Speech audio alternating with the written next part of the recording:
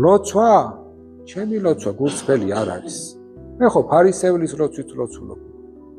მე ხომ მოგვარებული მაქვს ყველაფერი. მე ხომ განწმედილი ვარ, ამაღლებული ვარ. ყველა ცოდვა უარყავი. და ლოცვებს რომ კითხულობს ასეთი ადამიანი. მისი ლოცვა, ჯერ შესმენილი როგორ იქნება, იქიდან გამომდინარე რომ რა ლოცვებსაც კითხულობს, არც ერთ ლოცვას ის გულწრფელად არ კითხულობს, იმიტომ რომ ეს მისი მდგომარეობის მაჩვენებელი არ არის.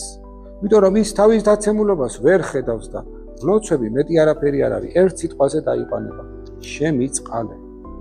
და შენ რომ შეწყალებას აღარ საჭიროებ, იმიტომ რომ შენ მოიტოვე ეს ცოდვები.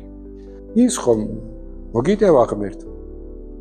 მაგრამ დღევანდელს ვეღარ ხედავ. ასე გონია, ასე სწამს. და ეს ადამიანი როგორ განვითარდება? როგორ უნდა განვითარდეს ასეთი ადამიანი? ვერ განვითარდება. განვითარდება ერთი მიმართულებით. ფარისევლობის სენით დაავადდება. იმიტომ რომ მას თავი ჰქონია, რომ ღირსეულ ქრისტიანს.